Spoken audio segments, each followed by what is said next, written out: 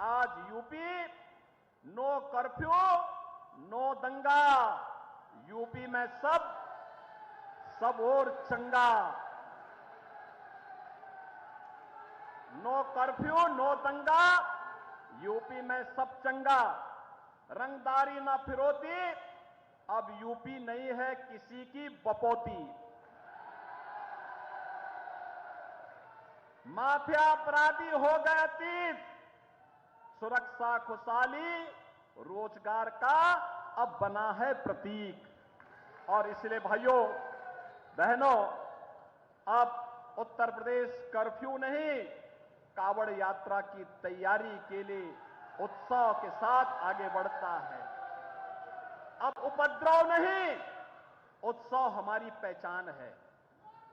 अब माफिया नहीं, महोत्सव हमारी पहचान है। और उस पहचान को और मजबूती के साथ जमीनी धरातल तक पहुंचाने के लिए आज भाइयों बहनों, आप सहारनपुर से मैं आया हूं। प्रचार की शुरुआत ही सहारनपुर से कर रहा हूं। मां शाकंभरी का आशीर्वाद मिले, माता बाला सुंदरी की कृपा हम पर बरसती रहे,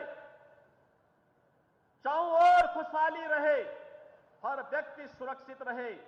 और इस दिश से आप सबसे अपील करने के लिए मैं आया हूं।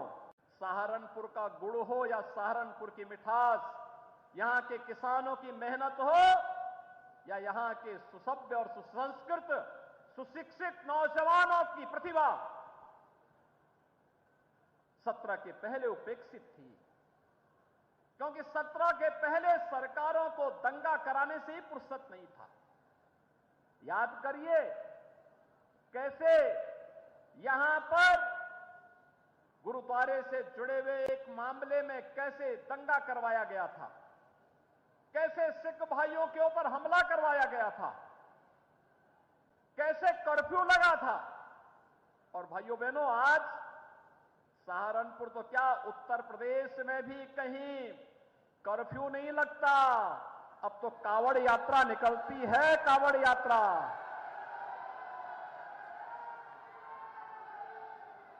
एक कावड़ यात्रा आज पहचान बन चुकी है। पहले नौजवानों पर झूठे मुकदमे होते थे, आज झूठा मुकदमा कोई नहीं कर सकता। किसान आत्महत्या करता था, आज किसान को प्रधानमंत्री किसान सम्मान निधि मिल रही है।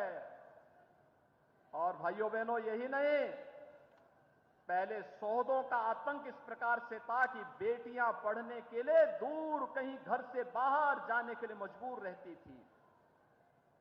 मां बाप के मन में भय रहता था, पता नहीं कब क्या हो जाए।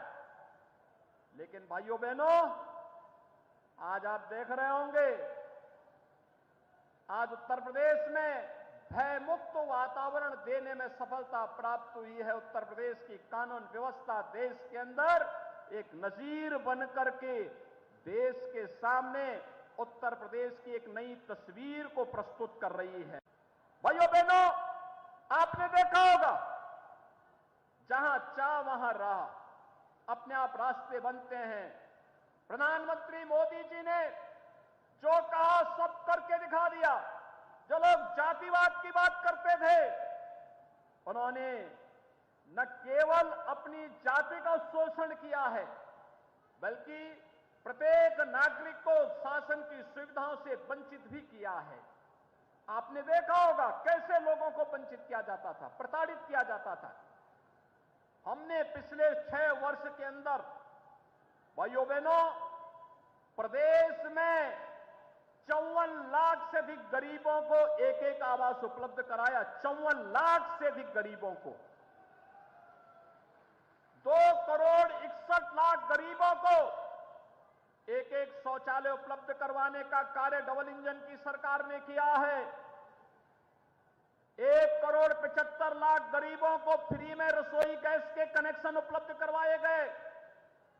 1 करोड़ 55 लाख गरीबों को फ्री में बिजली के कनेक्शन उपलब्ध करवाए गए।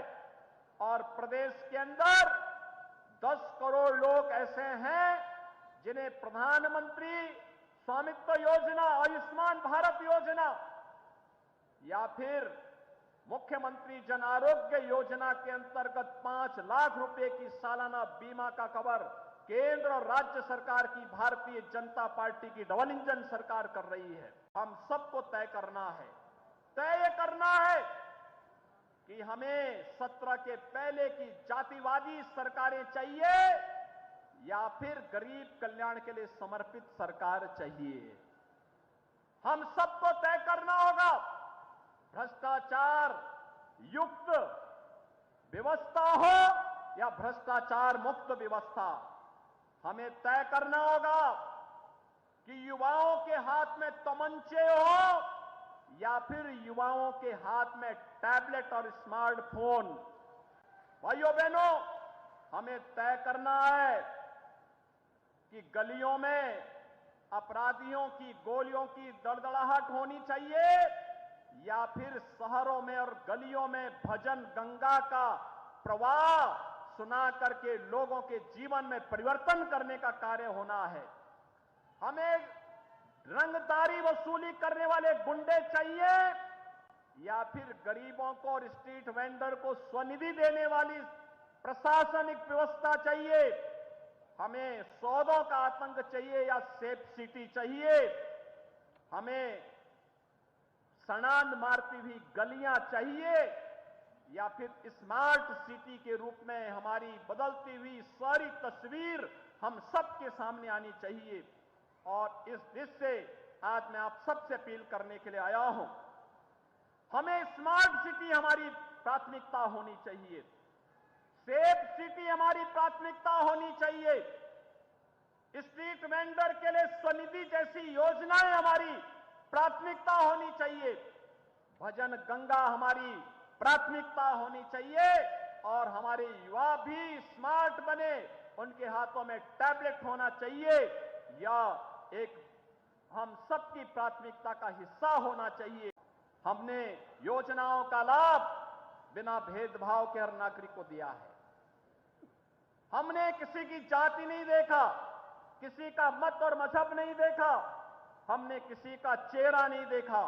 हमने तो सबका साथ, सबका विकास, सबका विश्वास और सबके प्रयास के इस मूल मंत्र को जीवन का हिस्सा बना करके हर व्यक्ति तक बिना भेदभाव के शासन की योजनाओं को पहुंचाने का कार्य किया है।